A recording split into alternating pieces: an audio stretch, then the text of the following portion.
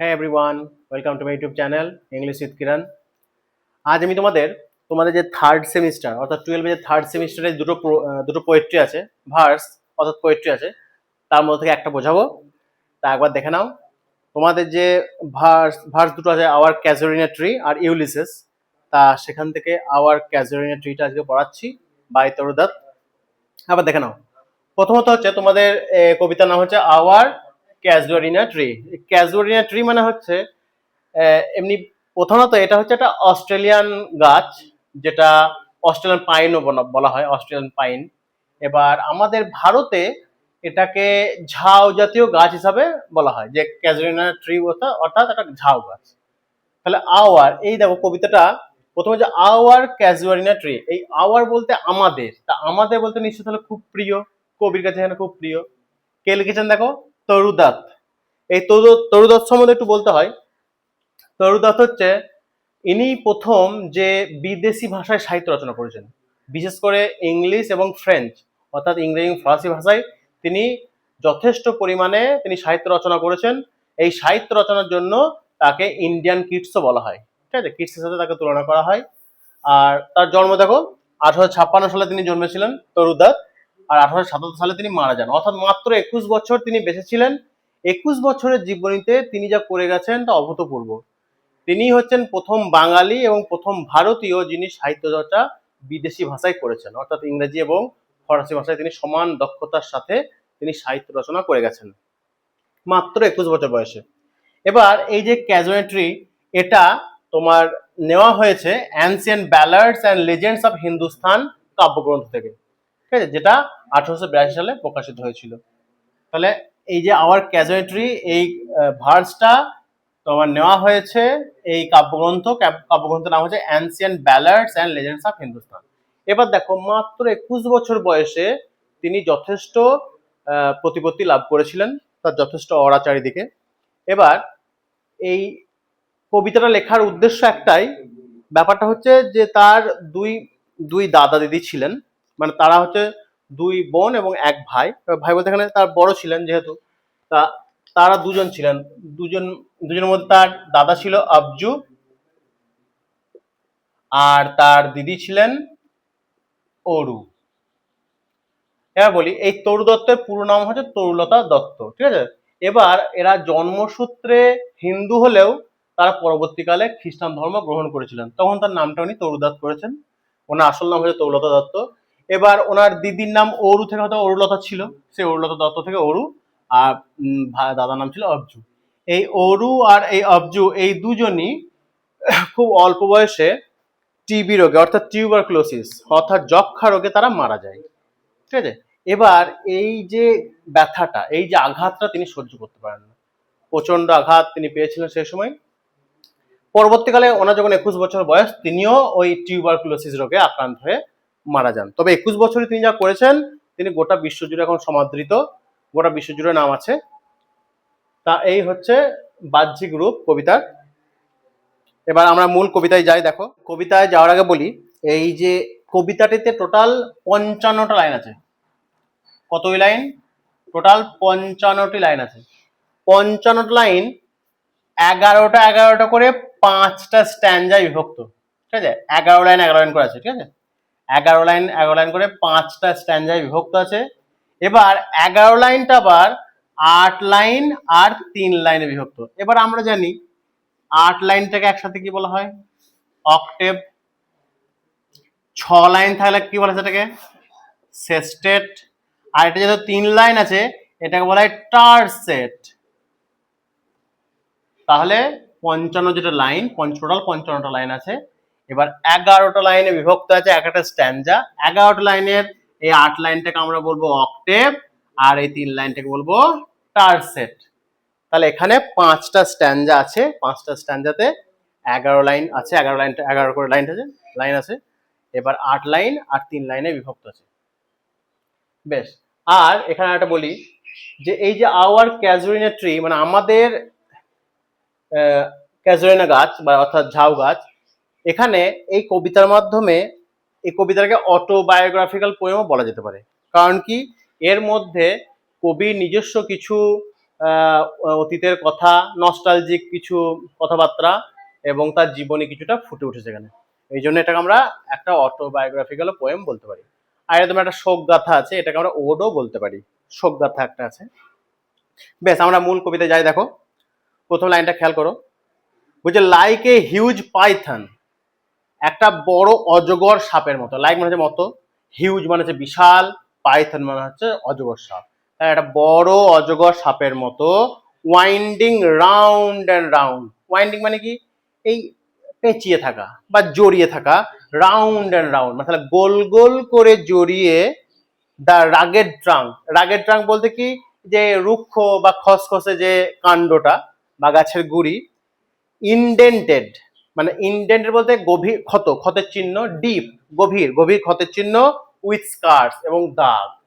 অর্থাৎ কি বোঝা যাচ্ছে, এবার কি দেখো তারপরে, up to its very summit, একেবারে উঁচু চূড়ার উপরে, এবারে চূড়া একবারে চূড়াতে, নেয়ার দ্য স্টার্স, একেবারে তারার কাছে পৌঁছে যাচ্ছে। কে, এ ক্রিপার ক্লাইম্বস, একটা লতা, ঠিক আছে, একটা লতা গাছ একেবারে উঠেছে। অর্থাৎ এখানে যে দেখা যাচ্ছে যে হিউজ পাইথন মানে একটা অজগর সাপ যেমন জড়িয়ে থাকে, ঠিক তেমনি এই ক্যাজুরিনা গাছটার চারিপাশে একটা লতা গাছ তাকে পেঁচিয়ে ধরে গোল গোল করে উপরে উঠেছে, এবং সে এতটাই চেপে ধরেছে যে এর ফলে কি গভীর ক্ষতের সৃষ্টি হয়েছে। ক্যাজুরিনা গাছের উপরে গভীর, এই যে ইনডেন্টেড অর্থাৎ মানে বিভিন্ন খাঁজ কাটা দাগ বা ক্ষতের চিহ্ন, ডিপ মানে গভীর, গভীর ক্ষতের চিহ্ন, আর স্কার্স মানে দাগ। তাহলে এতটাই চেপে লতা গাছটা তাকে ধরেছে যে তার উপরে গভীর ক্ষতের চিহ্ন, দাগের চিহ্ন দেখা গেছে। কে চেপে ধরেছে, ওই যে লতা গাছটা। এবার এখানে এখানে আরেক ভাবে বলা যেতে পারে যে আমাদের তরুদাত তার জীবনে এত কষ্ট পেয়েছেন, এত কষ্ট পেয়েছেন যে তারও মনে মনে প্রচুর ওরকম গভীর ক্ষতের সৃষ্টি হয়েছে, বুঝলে সেটা। তারপরে দেখো, তাহলে এই ক্রিপার ক্লাইম্বস, একটা লতা গাছ উঠেছে, আরোহণ করেছে, ইন হুজ এমব্রেসেস বাউন্ড, যার এমব্রেস মানে হচ্ছে আলিঙ্গন করা, জড়িয়ে ধরা, এই আলিঙ্গনে আবদ্ধ, এই বাউন্ড মানে আবদ্ধ, তাহলে আলিঙ্গনে আবদ্ধ হয়ে, no other tree could live, কোনো গাছই বাঁচতে পারতো না। অর্থাৎ এখানে বলছে যে এত চেপে ধরেছে লতা গাছটা ক্যাজুরিনা গাছকে, অন্য গাছ হলে সে গাছটা মারা যেত, কিন্তু ক্যাজুরিনা গাছটা মরেনি। অর্থাৎ এখানে যেটা বোঝাচ্ছে যে তরুদাত তার জীবনে প্রচুর দুঃখ কষ্ট পেয়েছেন, দুঃখ কষ্ট বেদনা আঘাত পেয়েছেন, অন্যান্য মানুষ হলে হয়তো সহ্য করতে পারতো না, তিনি সহ্য করেছেন। তারপর দেখো, বাট গ্যালেন্টলি, কিন্তু সাহসিকতার সাথে, the giant wear the scar. Giant বলতে এখানে তোমার এই ক্যাজুরিনা গাছটাকে বলা হয়েছে, খুব লম্বা গাছ, সেই ক্যাজুরিনা গাছটা ওয়্যার দ্য স্কার। ও স্কার বলতে এখানে তোমার মাফলারের মতো বোঝা যেতে পারে, মাফলার বলতে পারো, অথবা ওড়না বলতে পারো, বা চাদরও বলতে পারো, চাদরের মতো সেটাকে পরে নিয়েছে। অ্যান্ড ফ্লাওয়ার্স আর হাং, এবং সেখানে ফুলও ঝুলছে। অর্থাৎ অন্য গাছ হলে সে গাছটা মারা যেত, কিন্তু এখানে গাছটা তো মরেইনি, সে সাহসিকতার সঙ্গে ওই যে লতা গাছটাকে সে মাফলারের মতো বা ওড়নার মতো পরে নিয়েছে। শুধু পরেই নেয়নি, তাতে আবার কি, ফ্লাওয়ার্স আর হাং মানে ফুলও ধরেছে, ফুল ঝুলছে। ইন ক্রিমসন ক্লাস্টার, ক্রিমসন বলতে গাঢ় লাল, তাহলে গাঢ় লাল রঙের ক্লাস্টার মানে থোকা থোকা, তাহলে থোকা থোকা ফুল ঝুলছে। অল দ্য বাউজ অ্যামাং, বাউ মানে ডালপালা, তাহলে গোটা চারিপাশে ডালপালাতে ফুল ঝুলছে লাল লাল রঙের। হোয়ার অন অল ডে, যার উপরে সারাদিন ধরে, আর গ্যাদার্ড বার্ড অ্যান্ড বি, যার উপরে কি বিভিন্ন পাখি এবং মৌমাছিরা এসে জড়ো হয়। তাহলে কি অন্য, এখানে লতা গাছটা ক্যাজুরিনা গাছকে এত চেপে ধরেছে, অন্য গাছ হলে হয়তো মারা যেত, কিন্তু ক্যাজুরিনা গাছ ওই লতা গাছটাকে চাদরের মতো বা ওড়নার মতো পরে নিয়েছে। শুধুমাত্র পরেই নেয়নি, সেখান থেকে তার মানে ফুল ধরেছে তার কাছে, মানে তার কাছে সেখান থেকে ফুলও ঝুলেছে, ফুল ধরেছে, লাল লাল থোকা থোকা ফুল, এবং সেই লাল লাল থোকা থোকা ফুলের জন্য গাছটাতে প্রচুর পরিমাণে পাখি এবং মৌমাছিরা এসে জড়ো হয়। অ্যান্ড অফ অ্যাট নাইট, এই অফটা হচ্ছে অফেনের আর্কেইক ওয়ার্ড, আগেকার দিনে মানে ওল্ড ইংলিশে অফ, অফেন মানে প্রায়, অ্যাট নাইট এবং প্রায় রাতের বেলায়, দ্য গার্ডেন ওভারফ্লোজ, এই বাগানটা ওভারফ্লো মানে কি বলতো, ওভারফ্লো মানে হচ্ছে প্লাবিত হওয়া বা মুখরিত হয়, মানে মুখরিত হয়। কি জন্য মুখরিত হয়, ওই যে পাখিগুলো আসে, পোকামাকড় গুলো আসে, বা তোমার হ্যাঁ পোকা বলতে কীট পতঙ্গ কথা বলা হয়েছে, সেগুলো এসে গোটা বাগানটাকে একদম মুখরিত করে তোলে। With one sweet song that seems to have no close, একটা মিষ্টি গান যেটার কোনো মনে হয় শেষ নেই, মানে গান হয়েই যায়, সারা রাত ধরে গান হয়ে যায়। সাং ডার্কলিং ফ্রম আওয়ার ট্রি, এবং সেখান থেকে গান ভেসে আসে, পোকামাকড়দের গানও ভেসে আসে ফ্রম আওয়ার ট্রি, আমাদের গাছ থেকে। হোয়াইল মেন রিপোজ, যখন মানুষেরা ঘুমিয়ে থাকে, তাহলে মানুষ যখন ঘুমিয়ে থাকে তখন ওই গাছ থেকে বিভিন্ন পোকামাকড়ের গান ভেসে আসে। অর্থাৎ এখানে যেটা দেখাচ্ছে যে ক্যাজুনের গাছটা খুব শক্তিশালী, তার মনের দিক থেকে খুব জোর, যেমন তরুদত্ত তার মনের খুব জোর, এত আঘাত পাওয়ার পরেও তিনি বেঁচে আছেন, শুধু বেঁচেই নেই, তিনি একজন সাহিত্য সৃষ্টি করে চলেছেন। তারপরে দেখো second stanza, when first my casement is wide open thrown, যখন প্রথমে আমি is wide open thrown at dawn, আমি ভোরের বেলায় যখন আমার কেসমেন্ট মানে জানালাটা এই ওয়াইড ওপেন, বড় জানালা তো, বড় জানালাটা খুলি, থ্রোন মানে একটু ধাক্কা দিয়ে, একটু জোরপূর্বক, তাহলে জোর দিয়ে যখন আমি আমার ভোরের বেলায় জানলাটা খুলি, মাই আইজ ডিলাইটেড অন ইজ রেস্ট, এটার দিকে আমার চোখটা পড়ে আনন্দিত হয়, আমার চোখ মানে কি আমি খুশি হই, মানে আমার চোখটা যখনই গাছটার উপর পড়ে আমি খুশি হয়ে যাই।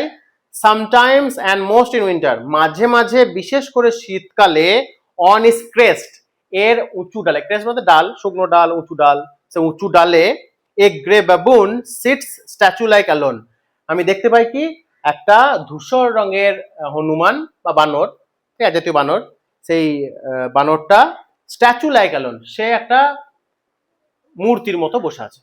তাহলে এখানে কবি যেটা বলছেন, যখন তরুলতা তার ভোরে বেলায় তার জানলা খোলেন ঘরের, তখন তিনি দেখতে পান এই গাছটাকে, এবং গাছের উপরে কি দেখতে পান, একটা হনুমান, ধূসর রঙের হনুমান, সে বসে আছে স্ট্যাচুর মতো।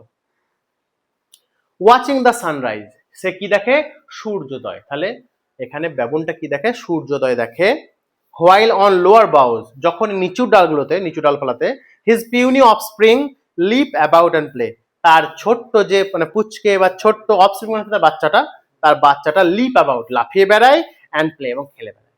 তাহলে উঁচু ডালে ধূসর রঙের বানরটা সে সূর্যোদয় দেখছে বসে বসে, স্ট্যাচুর মতো হয়ে, মূর্তির মতো হয়ে বসে, আর তার অপেক্ষাকৃত কিছু নিচু ডালে তার ছোট্ট বাচ্চাটা লাফিয়ে বেড়াচ্ছে এবং খেলে বেড়াচ্ছে।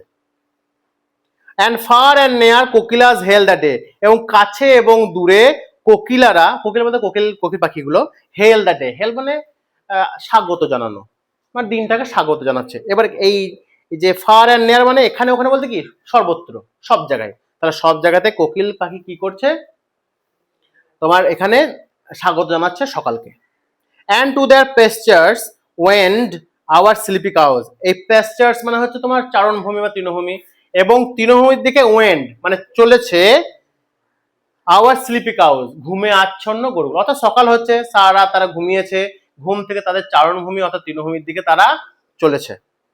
অ্যান্ড ইন দ্য শ্যাডো, এবং এই ছায়াতে, on the broad tank cast, এই ব্রড মানে বড়, ট্যাঙ্ক মানে যে দিঘি, কাস্ট মানে সৃষ্টি হয়েছে, তাহলে বড় দিঘিতে একটা ছায়া সৃষ্টি হয়েছে, বাই দ্য হোর ট্রি, এই বড়, এই হোর বলতে এখানে প্রাচীন গাছ, পুরনো গাছকে বলা হয়, তার পুরনো গাছের ছায়াটা একটা বড় দিঘির উপর পড়ছে, সো বিউটিফুল, খুব সুন্দর, অ্যান্ড ভাস্ট এবং বিশাল, তাহলে বড় ওই প্রাচীন গাছের ছায়াটা একটা দিঘির উপর পড়ছে, সুন্দর লাগছে দেখে এবং বড় ছায়া। The water lily spring like snow in mast, water lily বলতে গেলে শাপলা ফুল বলে, তাহলে শাপলা ফুলগুলো ফুটেছে লাইক স্নো ইন ম্যাস্ট, ওই দিঘি, ধরো দিঘিতে তো ছায়া সৃষ্টি হয়েছে, এবার দিঘিতে ওই যে শাপলা ফুলগুলো ফুটেছে, তো যেমন বরফগুলোকে একসাথে জড়ো, এনম্যাশ মানে জড়ো করা, এই স্নো বরফ যেমন জড়ো করলে সাদা মতো সাদা লাগে একবারে জড়ো করলে, ঠিক তেমনি এখানে ওয়াটার লিলিগুলো ফুটেছে, এর ফলে যেন মনে হচ্ছে যেন জড়ো করা হয়েছে বরফ। তারপর স্ট্যান্ডে দেখো, but not because of its magnificence, কিন্তু এর বিশালতার জন্য বা মহিমার জন্য, মানে বিশাল, গাছটা বিশাল, সেই এই যে গাছটা বিশাল, এই বিশালতার জন্য, dear is the casuarina tree to my soul, কিন্তু এই যে এই বিশালতার জন্য এই ক্যাজুরিনা গাছটা আমার প্রিয় নয়। অনেকে ভাববে হয়তো যে বিশাল সুন্দর দেখতে বলে গাছটা প্রিয় না, কিন্তু তা না, গাছটা বিশালতার জন্য তার বা মহিমার জন্য গাছটা তরুলতা মানে তরুদত্তের কাছে প্রিয় নয়। Beneath it we have played, এর নিচে আমরা খেলেছি, তাহলে কারা খেলেছে, আগে বললাম যে ওর দুই দাদা ছিল, দাদা বোন ছিল, যে আগে অরু আর আবজু, আর উনি তিনজন বহু আগে খেলতেন গাছের নিচে, সেই স্মৃতিটা তার মনে পড়ছে। দো ইয়ার্স মে রোল, যদি অনেক বছর কেটে গেছে, ও সুইট কম্পেনিয়ন্স, হে আমার প্রিয় সাথীরা, লাভ উইথ লাভ ইন্টেন্স, তোমাদেরকে গভীর ভালোবাসায় ভালোবেসেছিলাম, মানে গভীর ভালোবাসা দিয়ে ভালোবেসেছিলাম। ফর ইয়োর সেক্স, তোমাদের জন্যই, shall the tree be ever dear, আমার কাছে এই গাছটা আজীবন প্রিয় হয়ে থাকবে। ঠিক আছে, তাহলে ক্যাজুরিনা গাছটা তরু দত্তের কাছে আজীবন প্রিয় হয়ে থাকার কারণ কি? কারণ এর নিচেই তার ভাই বোনরা তিনজন মিলে খেলতো, একটা সুন্দর স্মৃতি তার স্মৃতিপটে দেখা যাচ্ছে। ব্লেন্ড উইথ ইউর ইমেজেস, তোমাদের ছবি দিয়ে এটা পুরো মিশ্রিত। এই ছবি বলতে কি স্মৃতি, স্মৃতি দিয়ে ঘেরা, স্মৃতি দিয়ে ঘেরা হচ্ছে এখানে তোমার ছবি, তোমার ইমেজটা স্মৃতি দিয়ে ঘেরা। ইট শ্যাল অ্যারাইজ, অর্থাৎ যখনই গাছটাকে দেখবে তখন তার মনে এই স্মৃতিগুলো জেগে উঠবে। In memory, till the hot tears blind my eyes, এবং যখনই তোমাদের কথা মনে পড়বে আমার চোখ দিয়ে এই গরম অশ্রু অর্থাৎ উষ্ণ অশ্রু বেরিয়ে পড়বে। অ্যান্ড ব্লাইন্ড মাই আইজ, এবং আমার চোখগুলোকে অন্ধকারে নিমজ্জিত বা অন্ধ করে দেবে। বা চোখে জল এলে যেমন অন্ধ হয়ে যায়, চোখ দেখা যায় না কিছু, তেমনি যখনই গাছের কথা মনে পড়বে তখনই তার চোখে জল চলে আসবে এবং তার চোখগুলো অন্ধ হয়ে যাবে। What is that dirge like murmur, এই ডার্জ মানে শোক গাথা, হ্যাঁ, শোকের কান্না। মারমার মানে যেহেতু মর্মর ধ্বনি একটা। দ্যাট আই হেয়ার, ওই যে শোক গাথা, আমি একটা শোক গাথার মর্মর ধ্বনি আমি শুনতে পাচ্ছি। Like the sea breaking on a single beach, single beach বলতে কি বোঝাতে বলতো? সিঙ্গেল বিচ বলতে এমনি ধরো সমুদ্রের তীরে আমরা সাধারণত বালি দেখি, এবার অনেক সমুদ্রের তীরে কি হয়, পাথর থাকে। এবার ওই যে সমুদ্রের ঢেউ যখন পাথরের উপরে একটা আওয়াজ আসে, সেই আওয়াজটা ঠিক যেন একটা মর্মর ধ্বনি, মর্মর মানে দুঃখের শোকের কান্না, ঠিক আছে, দুঃখ শোকের একটা কান্না যেন ভেসে আসছে। ঠিক তেমনি এখানে তরু দত্তের কানে কি যেন একটা ভেসে আসছে আওয়াজ একটা ওরকম। Is the trees, it is the trees lament, এটা হচ্ছে গাছের বিলাপ, মানে ওনার মনে হচ্ছে যে গাছটা যেন বিলাপ করছে। অ্যান্ড ইরি স্পিচ, একটা অদ্ভুত বা ভৌতিক একটা আওয়াজ। দ্যাট হ্যাপলি, যেটা হয়তো to the unknown land Mary's, এই অজানা একটা জায়গায় পৌঁছে যাচ্ছে। এই অজানা জায়গা বলতে কি বলতো, এটা দুভাবে মানা করা যেতে পারে। প্রথমত হচ্ছে তারা কিন্তু তরুলতা যখন কবিতা লিখছেন তখন তারা কিন্তু আর ইন্ডিয়াতে নেই, তারা তখন বিদেশে থাকেন। এবার বিদেশে হয়তো কোনো গাছকে দেখে ওই গাছের কথা মনে পড়েছে তার, অথবা তিনি হয়তো সমুদ্রের তীরে ওই আওয়াজটা শুনতে পাচ্ছেন, সেই আওয়াজটা যেন তার মনে হচ্ছে যে তার দেশে থাকা গাছের কান্নার আওয়াজ। আবার আননোন ল্যান্ড বলতে আরেকটা বলা যেতে পারে, তার যেহেতু দাদা দিদিরা মারা গিয়েছে সেখানে হয়তো সেই গাছের দুঃখের কান্নাটা বা বিলাপটা সেখানে পৌঁছে যাচ্ছে, এভাবে বলা যেতে পারে। তা আজকে এটুকুই বললাম, পরের দিন বাকিটা পড়াবো। তা যদি কবিতাটা ভালো লাগে লাইক কমেন্ট শেয়ার একটু করে দিও, পাশে থেকো আর সাবস্ক্রাইব করে দিও। Almighty bless you.